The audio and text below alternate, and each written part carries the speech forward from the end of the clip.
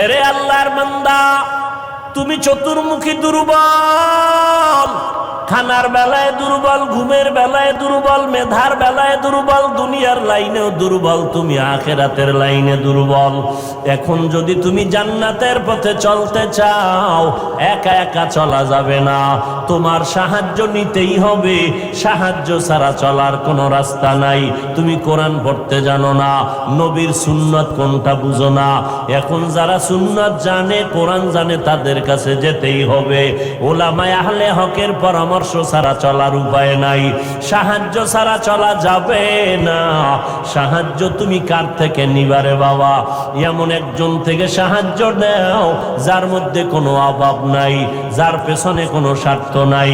দুনিয়াতে নজর করে দেখলাম স্বার্থ ছাড়া কোনো মানুষ দুনিয়াতে নাই। আছে? অভাব ছাড়া কোনো মানুষ নাই। বরং টাকা যার যত বেশি, তার অভাব তত বড়। যারা যত বড় লোক, তারা অভাব তত বড়। অভাব গরিবের 100 টাকায় সমাধান হয়, বড় লোকের 1,00,000 টাকায় অভাব সমাধান হয় না। এই স্বার্থ ছাড়া, অভাব ছাড়া একজন পাইবা, তিনি আর কেউ নয়, আমার আল্লাহ। ইয়া আইয়ুহান নাস আনতুমুল ফুকারাউ ইলাল্লাহ ওয়াল্লাহু হুয়াল গনিয়্যুল হামিদ।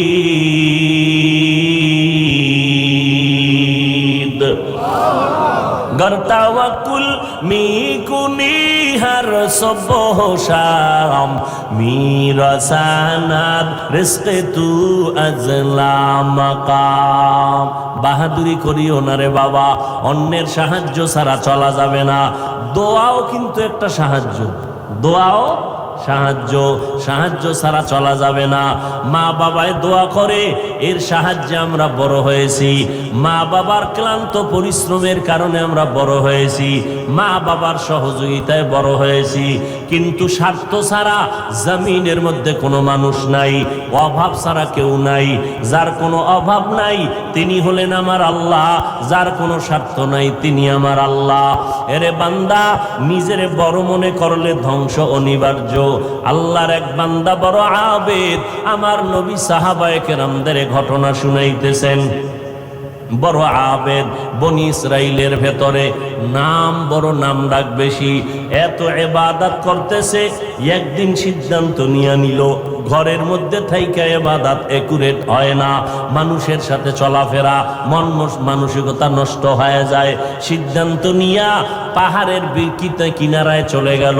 পাহাড়ের উপরে উঠা ছোট্ট একটা রুম বানাইয়া ওইখানে আল্লাহর বান্দা ইবাদত করে। পাহাড়ের চূড়ায় সাধারণ মানুষ সেখানে যায় না, মন মানসিকতা নষ্ট হয় না। আল্লাহর বান্দা পাহাড়ের চূড়ায় গিয়া ইবাদত করে। ঘরের ভেতরে মা বড় একা, আম্মা জান ঘরের মধ্যে বসে মোটামুটি জীবন যাপন করে। সন্তান আসে না, ইবাদতের মজা পাইয়া পাহাড়ের চূড়ায় উঠে ওখানে ইবাদত করে। একদিন মা মনে মনে ভাবলেন, আমার সন্তান আমার কাছে না আসলে তো আমি ও থাকতে পারে, আমি মা তো থাকতে পারি না। কারণ আমি মা, সন্তানের আমি গর্ভধারণ করে কত কষ্ট করেছি। মা সিদ্ধান্ত নিল, আমি হেঁটে হেঁটে পাহাড়ের কিনারায় যাইয়া আমার বাবার চেহারাটা একটু দেখা কলবেরে সান্ত্বনা দিব। আম্মা জান ঘুমের থেকে উঠা সকালবেলা সূর্যের গরম যখন শুরু, হেঁটে হেঁটে পাহাড়ের কিনারায় চলে গেলেন। আল্লাহর বান্দা আবেদ পাহাড়ের চূড়ায় ইবাদত খানায় নামাজ পড়ে আর আল্লাহরে সেজদা দেয়। আম্মা জান পাহাড়ের কিনারায় যাইয়া সূর্যের আলোতে উপরে তাকাইতে কষ্ট হয়, হাতটাকে কপালের সামনে নিয়ে ছায়া দিয়া উপরে হালকাভাবে তাকাইয়া এরপরে ডাক দিলেন, এই সন্তান, আমি তোর মা পাহাড়ের কিনারায় আসছি, একটু দেখা দাও। আমি মা তোমার চেহারাটা দেখার জন্য পাগলের মতো হয়ে গেলাম। আল্লাহর বান্দা পাহাড়ের উপর থেকে মায়ের কণ্ঠের আওয়াজটা শুনছে।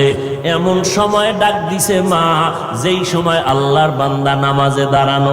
চিন্তায় পড়ে গেল, এখন কি মায়ের ডাকে সাড়া দিব নাকি আমার মাওলার সাথে আমি কথা বলবো।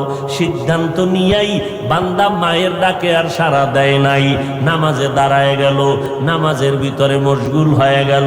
আম্মা জান দীর্ঘ টাইম কষ্ট করে দাঁড়াইয়া সন্তান যখন সাড়া দেয় না, মা হালকা একটু কষ্ট নিয়ে বাড়ির মধ্যে রওনা। বাড়িতে চলে আসলেন। ঠিক আছে বাবা, তুই ইবাদত করো, ওখানে থাক, আমার ডাকে সাড়া দিলি না, দুঃখ নিয়ে চলে গেলাম। মা বাসায় চলে গেল, কিন্তু মায়ের চোখে ঘুম হয় না। সন্তানের প্রতি যে মায়ের এত মায়া, ওই মায়ের সন্তান মায়ের মায়া কখনো বুঝবে না।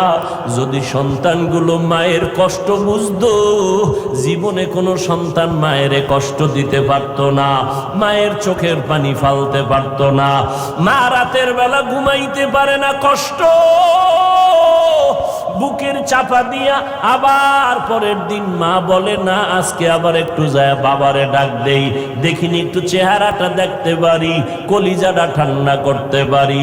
আবার আম্মা যান দ্বিতীয় দিন চলে গেলেন সূর্যের গরমে, পাহাড়ের কিনারায় যাইয়া হাতটারে কপালের কাছে নিয়ে আবার ডাক দিছে, ও সন্তান তোমার মা ডাকতেছে, আসো একটু পাহাড় থেকে আইসা মায়ের কাছে দেখা দিয়া যাও, কলিজা ঠান্ডা করো। সন্তান এখনো নামাজে দাঁড়ানো, এবারও চিন্তা করলো, আমি মায়ের ডাকে সাড়া দিব নাকি আমি নামাজের মধ্যেই থাকব।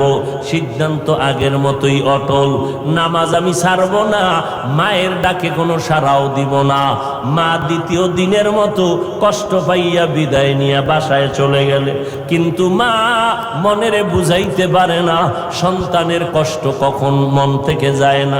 এরে আল্লাহর বান্দা, স্বামী আর স্ত্রী এক জায়গায় ঘুমায়, হঠাৎ একদিন তাকায়া দেখে স্ত্রী বালিশে মাথা লাগাইয়া গুনগুন গুনগুন করে কান্না করে। আব্বা জান জিজ্ঞাসা করে, বিবি কাঁদো কেন? কয় তোমার ঘুম, তুমি ঘুমাও, আমি মনের দুঃখে কাঁদি। বলে কি দুঃখ? তোমার জানার দরকার নাই। মা চায় বাবায় জানো, না জানে তো বাবাও দুঃখ পাবে। স্বামী বেচারা কয়, না বলো তুমি কেন কাঁদো? আমার মনে বড় কষ্ট লাগতেছে। কেন কাঁদো বলো? মা চোখের পানি ছেড়ে কয়, স্বামী আমার সন্তানের জন্য আমি জীবনটা বিলায় দিলাম। আজকে 7টা দিন হয়ে গেছে সন্তান আমারে মা বলিয়া ডাক দেয় না। আমি পাগলের মতো হয়ে গেছি। বলে কেন ডাকে না? বলে সন্তান একটা অন্যায় করতেছিল, আমি একটু ধমক দিছি, সন্তান রাগ করে আর আমার সাথে কথা বলে না। ঘরে আইসা প্লেটটা নিয়ে খানা খাইয়া পেছনের দরজা দিয়ে চলে যায়, আমার দিকে তাকায় না। এবার বাবায় বলে, বিবি তুমি আরামে ঘুমাও, সন্তানের চিন্তায় ঘুম নষ্ট করিও না। আজকে না কালকে সন্তান বুঝতে পারলে তোমার কাছে আইসা মাপ চাবে। মা ডাক দিয়ে কয়, স্বামী আমার, তুমি আমারে যত বুঝাও, আমি যতবার খানার প্লেট নেই আমি খানা মুখে দিতে পারি না, তোমারে বুঝাইতে পারি না আমার খানার থেকে ঘুমের থেকে সন্তানের মা ডাকে এত মজা। সন্তান যখন আম্মু বলিয়া ডাক দেয়, কলিজা ঠান্ডা হয়ে যায়। ও সন্তানেরা, ওই মা বাবা যারা কবরে রাইখে আজকে বাহাদুরি করো রে বাবা, ওই আল্লাহর বান্দি দ্বিতীয় দিনও কষ্ট পাইয়া বিদায়, কিন্তু রাতের ঘুম নাই, মনের মধ্যে বড় কষ্ট। নবীজি সাহাবায়ে কেরামদের সামনে ঘটনা বলেন আর কাঁদতেছেন। সাহাবায়ে কেরামরাও কান্নার আওয়াজ। মায়ার নবী বলেন, ও সাহাবায়ে কেরাম, ওই মা তৃতীয় দিন আবার চলে গেল পাহাড়ের কিনারায়, যাইয়া ডাক দিছে, বাবা একবার না দুইবার না, তৃতীয়বারের মতো আমি তোমার দরজায় এসে গেলাম, একটু পাহাড় থেকে নাইমা সারা দাও। আজও সন্তান নামাজে দাঁড়ানো, আল্লাহর মহব্বতে আর মায়ের ডাকে সারা দেয় না। 2 দিন মা কষ্ট পাইয়া কিছু বলে নাই, চলে গেছে। আজকে কষ্ট পাইয়া আর নিজের কন্ট্রোল করতে পারে না, আসমানের দিকে তাকাইয়া একটা কথা বলিয়াই ফেলছে। আসমানের দিকে তাকাইয়া বলে, ও আসমানের মালিক, এমন সন্তান দিয়ে কি হবে আমার, যেই সন্তান আমার 3 দিনের কষ্ট বুঝলো না রে আল্লাহ। আমার মনটারে মানাইতে পারি না, ওর তো একদিন মরণ হবে। তবে আমার একটা দাবি, ওরে তুমি জেনাকারিনী মহিলার চেহারা না দেখাইয়া মরণ দিবা না। কঠিন এক কথা আসমানে লাগাই দিলেন, আসমানে কবুল হয়ে গেছে। মা বাবার দোয়া, বরদোয়ার মাঝখানে কোনো পর্দা থাকে না, আর সে আজিমে ডাইরেক্ট চলে যায়। এই যুবক, জিরি মাদ্রাসায় বলে আসছি, আল্লাহর কসম করে বলে গেলাম, কুতুবদিয়ার মুসলমান, কসমের কথা বিশ্বাস না করলে তোমার ঈমান দুর্বল। আল্লাহর কসম, ওয়াল্লাহি বিল্লাহি তাল্লাহি, 3 বার কসম করে বলে গেলাম। বিশেষ করে যুবকদেরকে বলছি, মরার আগে যদি পঙ্গু হইয়া বিছানায় কষ্ট পাইয়া মরতে চাও, তাহলে মার সাথে বাবার সাথে বেয়াদবি কর, শিক্ষকের সাথে বেয়াদবি কর, মুরব্বীদের সাথে বেয়াদবি কর। আল্লাহর কসম, মরার আগে তুই পঙ্গু না হইয়া মরবি না, লিখে রাখ। আমার কথাটাকে যদি অবিশ্বাস করো, তোমার ঈমান চলে যাবে, কারণ আমি 3 বার কসম খেয়ে বলে গেছি। এখন তুমি পণ্ডিতেরা প্রশ্ন করবা, হাফিজ সাহেব তুমি মনের রাগে বললা না, তুমি দলিল নাও। ক্বালান নবিয়্যু সাল্লাল্লাহু আলাইহি ওয়া আলিহি ওয়া সাল্লাম, ইসনানি ওয়াজ্জিলুহুমাল্লাহু ফিদ দুনিয়া আল বাগয়ু ওয়া উকুকুল ওয়ালিদাইন, আও কামা ক্বালান নবিয়্যু আলাইহি সালাতু ওয়াস সালাম। আল্লাহর নবী বলেন, 2টা অন্যায় দুনিয়াতে এমন আছে, যেই 2টা অপরাধ করলে মরার আগে জমিনে শাস্তি হবে। কয়টা অন্যায়? কি আপনাদের খারাপ লাগতেছে? মোনাজাত দিয়ে দিব? আমার তো কষ্ট, অনেক কষ্ট, মাইকটাও সুন্দর না, তারপর আপনাদের মহব্বতে কথা বলতেছি গলা ফাটাইয়া, কি করার। তারপর আপনারা বসলে একটু আমি কথা ফিনিশিং দিয়ে আসতেছি, আর একটু সামনে আগাবো। আল্লাহ সবাইকে কবুল করেন। হ্যাঁ, মদিনার নবী বলেন, 2টা অপরাধ আছে, যদি দুনিয়াতে করো মরার আগে শাস্তি হবে, মরার পরে নয়। 1 নাম্বার অপরাধের নাম জুলুম, 2য় অপরাধের নাম হলো মা বাবার সাথে বেয়াদবি। যারা মা বাবার সাথে বেয়াদবি করবে, নবী বলেন তাদের শাস্তি হবে মরার আগে দুনিয়ার জমিনে। যারা জুলুম করবে, ওস্তাদের ইজ্জতের উপর আঘাত করবে, ভাইয়ের উপরে জুলুম করবে, বোনের উপরে জুলুম করবে, প্রতিবেশীর উপরে জুলুম করবে, গরিবের উপরে জুলুম করবে, এই জালেমের বিচার আমার আল্লাহ মরার আগেই করে নিবেন। ও আল্লাহর বান্দারা, মা যখন কথাটা বলেই ফেললেন, আসমানে কবুল হয়ে গেল।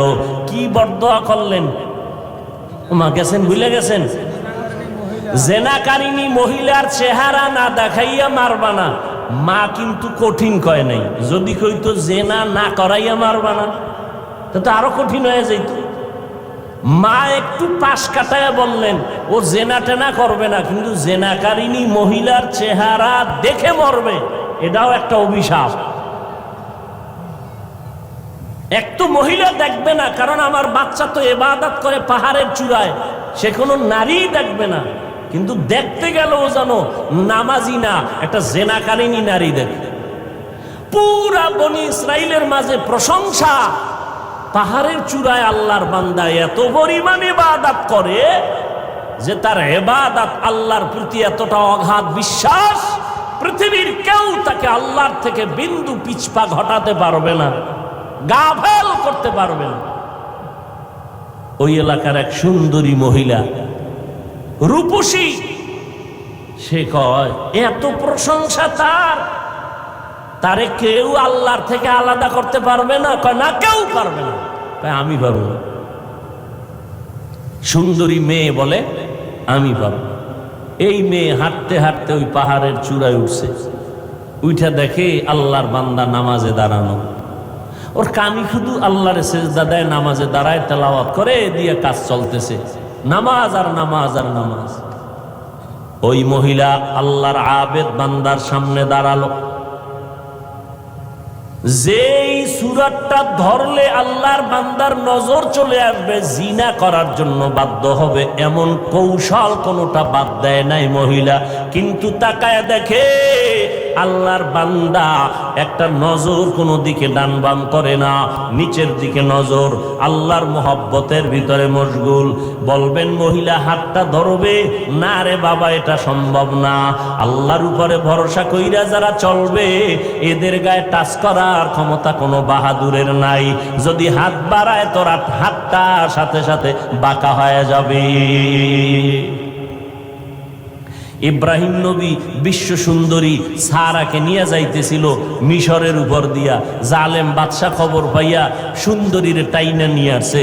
ইব্রাহিম নবী গাছতলায় বয়ে খায়, আল্লাহ আমি না নবী, আমার স্ত্রীর উপরে যদি আঘাত করে চরিত্রের, তা আমার নবুয়তের হালাত কি হবে? আল্লাহ কয়, হেফাজত আমি করব, তোমার ভয় লাগে? তোমার অন্তর্চক্ষু খুলে দিলাম, ওই বাদশা জালেম তোমার স্ত্রীর সাথে যা করবে তুমি গাছতলা বয়ে সব দেখবা। জালেম মিয়া আসল রুমের মধ্যে ঢুকাইয়া যখন হাত বাড়াইছে, হাতটা বাঁকা হয়ে গেছে, অবশ হয়ে গেছে, একবার দুইবার তিনবার। পরে বেডি ইব্রাহিম নবীর স্ত্রীর কাছে মাপ চাইছে, মাপ চাইয়ে কয়, তোমার মধ্যে এমন কি পাওয়ার, আমি হাতটা আগাইয়া গেলেই বাঁকা হয়ে যায়? এই মহিলা, তোমার মধ্যে পাওয়ার কি? আমার মধ্যে কোনো পাওয়ার নাই, একটা পাওয়ার, আমি আল্লাহর একজন নবীর স্ত্রী। তাই নাকি? বলে হ্যাঁ। কই সে নবী? বলে গাছতলায়। ডাকো, সম্মানের সাথে ডাকো, মাফ করে দাও আমাকে, অন্যায়ের থেকে মাপ চাইলাম। এইবার বাদশাহ ডাইকা নবীরে মেহমানদারি করাইয়া ওই বাদশার এক খাদেমা হাজেরা এরে দিয়ে দিল ইব্রাহিম নবীর খেদমতে। সন্তান টন্তান নাই, শুইনা দিয়ে দিছে।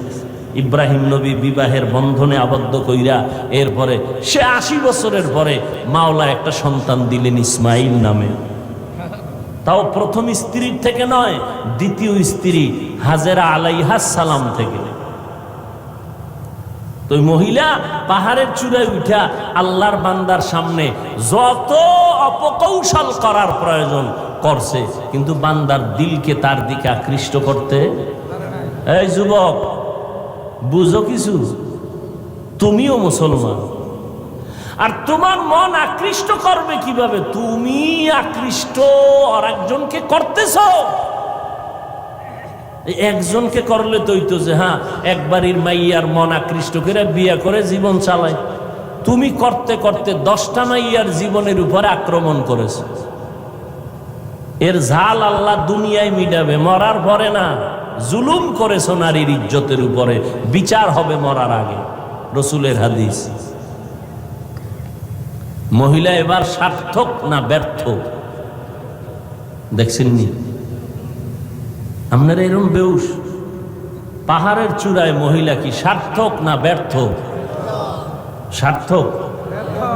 ব্যর্থ হয়ে গেল, পুরুষের সাথে দুর্বল হয়ে গেল, পারলো না জিততে। নাইমে আসে নিচে, কয় যখন সোজা পারি নাই, এবার বাঁকা তোরে ঠিক করুন। বাঁকা কি? নিচে নাইমা চলে গেল।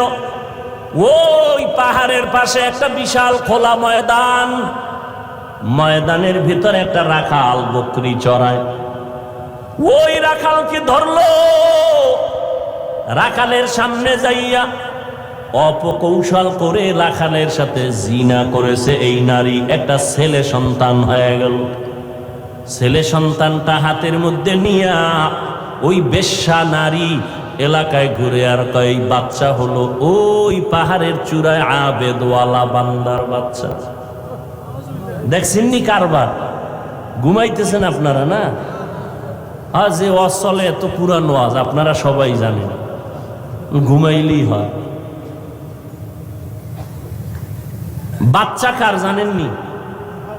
কার কার? আর মহিলা প্রচার করে কার? আল্লাহ জানেনি। মায়ের বরদোয়া একদিক, ওদিকেও আল্লাহর কাছে কাঁদতেছে। দুই দ্বিমুখী সংঘর্ষ চলতেছে। একদিকে মা কইছে যে না কারিনী মহিলার চেহারা দেখাও, ওদিকেও আল্লাহরে ডাকতেছে যেন ইজ্জত নষ্ট না হয়। মহিলা যখন এই বাচ্চা নিয়ে মানুষের কাছে কান্দে আর কয় বাচ্চা ওই তোমরা আবেদের, তোমরা যার এত গুণগান গাইছো ওই বাচ্চা, জিনার বাচ্চা, অবৈধ বাচ্চা। মানুষ সব শুই না, যারে এত কলিজা দিয়া ভালোবাসি তার অবস্থা এই, লাঠি টাঠি নিয়া এবার পাহাড়ে উঠা, আরে ফিডা খানকা টানকা সব ভেঙ্গে যখন আল্লাহর বান্দার উপরে আঘাত শুরু করেছে, বান্দা বলে তোরা আমার গায়ে হাত দাও কেন? বলে এই খবর, তাই নাকি? বলে হ্যাঁ, আল্লাহর জাতের কসম আমার দ্বারা এমন কোন অপরাধ হয় নাই। কে বলেছে? আমগো এলাকার সেই রূপসী নারী, তাকে ডাকো। এবার জেনাকারিনী মহিলাকে ডাকা হলো। জেনাকারিনী মহিলাকে ডাকার পর আল্লাহর বান্দা আবেদের সামনে জেনাকারিনী মহিলা দাঁড়ানো। মা কইছে আল্লাহ আমার সন্তানের জেনাকারিনীর চেহারা না দেখাইয়া মরণ দিও না। এই ঘটনা শুনে জেনাকারিনী মহিলা বাচ্চা নিয়ে হাজির। আল্লাহর বান্দা সিজদায় পড়ে কান্না করে কয় আল্লাহ তুমি আমারে মাফ করিয়া দাও, উম্মতের সামনে তুমি সত্যটারে জাহের করে দাও, সত্যটারে তুমি প্রকাশ করে দাও, ইজ্জতের হেফাজত করো। নামাজ পড়ে কান্নাকাটি করে দোয়া করে এইবার মহিলার সামনে দাঁড়াইল। মায়ের বরদোয়াটা এইবার কবুল হয়ে গেল। এইবার মহিলারে কয় তুই নাকি আমার বিরুদ্ধে বলেছো? কয় হ্যাঁ। কি বলছো? কয় বাচ্চা তোমার। কয় নাউযুবিল্লাহ, বাচ্চা আমার? বলে হ্যাঁ। দে বাচ্চা আমার কোলে দে। আল্লাহর বান্দা বাচ্চাটা কোলের মধ্যে নিয়া এরপর বাচ্চার একটু হাত স্পর্শ করে কয় এই বাচ্চা তুই বল। বাচ্চা তো দুধের মাত্র বাচ্চা, কথা বলতে পারে না, বল তোর বাপকে। মুহূর্তের মধ্যে বাচ্চার জবান খুলে গেল। বাচ্চা বলে আমার বাপ হলো রাখাল। আমার বাপকে? মায়ের কোলে দুধের বাচ্চা কথা বলেছেন, যেমন মারিয়াম আলাইহিস সালামের সন্তান ঈসা আলাইহিস সালাম। মায়ের কোলে দুধের বাচ্চা ঈসা নবী কথা বলেছেন শিশু অবস্থায়। ইউসুফ নবীরে যখন জুলাইখা আটকাইয়া দিছিল, স্বামীর সামনে জুলাইখার স্বামীর সামনে ইউসুফ দাঁড়ানো। যখনই এগুলো সব স্পষ্ট হলো, ইউসুফ নবী বলল আমার কোনো দোষ নেই, জুলাইখার দোষ, সাক্ষী দাও। ইউসুফ নবীর সামনে তখন এক মহিলা দুধের বাচ্চা নিয়ে দাঁড়ানো। ইউসুফ নবী বললেন আমি সত্যবাদী না জুলাইখা সত্যবাদী? দুধের বাচ্চা সাক্ষী দিবে। বাচ্চা কয় বাচ্চা কথা বলতে পারেনি। কয় প্রশ্ন করার দায়িত্ব তোমার, জবাব দেওয়ার দায়িত্ব এই বাচ্চা। যখন জিজ্ঞাসা বাচ্চা কথা বলে দিছে, কোরআন শরীফের আয়াত। বাচ্চা ইউসুফ নবীকে নির্দোষ প্রমাণের জন্য একটা স্কেল দিয়ে দিছে। এরে কুতুবদিয়ার মুসলমান, আমার মাওলার কুদরত বড় কঠিন। মায়ের বরদোয়াটাও আল্লাহ কাজে লাগাইলেন, জেনাকারী নারীর চেহারা পর্যন্ত দেখায় দিলেন। আবার বাচ্চার মাধ্যমে আল্লাহর বান্দার ইজ্জতের হেফাজত করলেন। সত্যের উপরে যদি চলো রে বাবা, মা বাবার দোয়া নিয়ে যদি আগাইতে পারো, দুনিয়ার কোনো ভয় নাই। হালাল খাইয়া চলবা, আল্লাহ বিজয়ের মালা গলায় পরায় দিবেন। কয়দিন আর দুনিয়ায় বাহাদুরি করবারে বাবা, আল্লাহ যদি সমুদ্রে একটু হুকুম করে একটু গরম হয়ে যা, রাতের ঘুমের মধ্যে 1 মিনিট লাগবে না। কুতুবদিয়ারে ধ্বংস করার জন্য 1 মিনিটও লাগবে না। আল্লাহ কয় বান্দা আমার স্মরণ কর, আমি আল্লাহর কাছে সাহায্য চাও। সাহায্য কেমনে চাইবা? ধৈর্য আর নামাজের মাধ্যমে সাহায্য প্রার্থনা করো। আজকে আমাদের ভেতরে ধৈর্যের বড় অভাব, নামাজের বড় অভাব। ও যুবকেরা, ও পর্দার আড়ালের আম্মা জানেরা, আজকে নামাজের এত বয়ান, এক বেলার নামাজ ছেড়ে দেওয়ার কোনো সুযোগ নাই। ও যুবক, এক বেলার নামাজ ছাড়ার কোনো কায়দা নাই, অথচ তুমি নামাজ পড়ো না রে বাবা। আজকে আমি তোমাকে কিন্তু এই কথা বলি নাই আমগো মতো হুজুর হইয়া যাও, পাঁচকল্লি মাথায় দাও একবারও বলি নাই, কওমি মাদ্রাসায় পড়ো তাও বলি নাই, স্কুলের লেখাপড়া বন্ধ করো তাও বলি নাই। বরং বাবা তুমি চাকরি করো, ব্যবসা করো, স্কুল কলেজে পড়ো, কোনো বাধা নাই। ওখানে থাইকা আল্লাহর হুকুম নবীর তরিকা মতো নামাজ পড়ো। মা বাবার দোয়া নিয়ে সামনে লাগাও, ওলামায়ে কেরামের পরামর্শ নিয়ে চলো, নবীর সুন্নতের মালা গলায় লাগাও। খবরদার, কপাল পোড়া যদি হইয়াই থাকো তাহলে কিন্তু তোমার কপাল দুনিয়াতেও শেষ, আখিরাতেও শেষ। কিছু কপাল পোড়া এমন আছে, বুঝাইলে উল্টা আমারে বুঝানোর চেষ্টা করে। যদি কই ভাইজান টুপি কেন পরো না, ও তো বলা দরকার ভাই হুজুর টুপি মাথায় দেওয়া দরকার, নবীর সুন্নত। এটা তো কোনো পিশাবের সুন্নত না, নবীর তরিকা। হুজুর আমি পারি না, দোয়া করবেন, চেষ্টা করব। কিন্তু কিছু নেমক হারাম, বেপরোয়া আল্লাহর বান্দা, এদের জবাবটা এমন অহংকারী জবাব। কয় হুজুর টুপি মাথায় না দিলে অসুবিধা কি? টুপির মধ্যেই কি ইসলাম? দাড়ির মধ্যেই কি ইসলাম? পোশাকের মধ্যেই কি ইসলাম? এই রকম বেপরোয়া আল্লাহর বান্দা নবীর দুশ্মন আছে না নাই? টুপির মধ্যে ইসলাম নাই, দাড়ির মধ্যে নাই, পোশাকে নাই, পর্দায় নাই, হালালে নাই, তুই ইসলাম কই? সমুদ্রের তলদেশে। বিনয়ী হয়ে যাও রে বাবা, নিজের ছোট বানাইয়া চলো।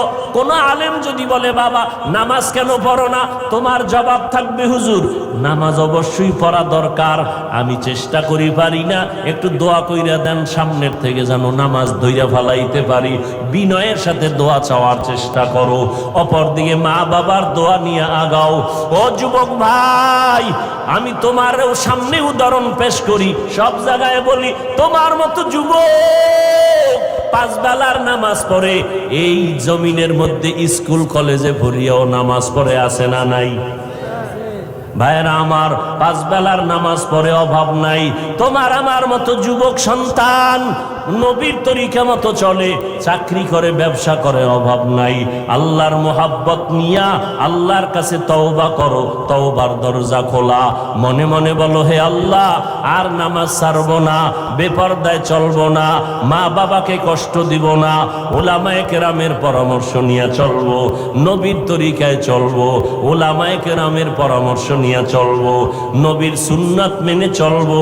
আল্লাহর কাছে যদি তওবা করার নিয়ত হয়, খাঁটি তওবা করার নিয়ত যাদের আছে, দুটো হাত আমার আল্লাহকে দেখায় দাও।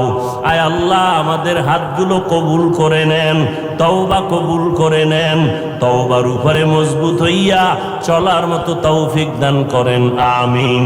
আলহামদুলিল্লাহি রাব্বিল আলামিন, ওয়াসসালাতু ওয়াসসালামু আলা সাইয়্যিদিল আমবিয়াই ওয়াল মুরসালিন ওয়া আলা আলিহি ওয়া আসহাবিহি আজমাইন। ইয়া আরহামার রাহিমিন, ইয়া আরহামার রাহিমিন, ইয়া আরহামার রাহিমিন, রব্বিরহামহুমা কামা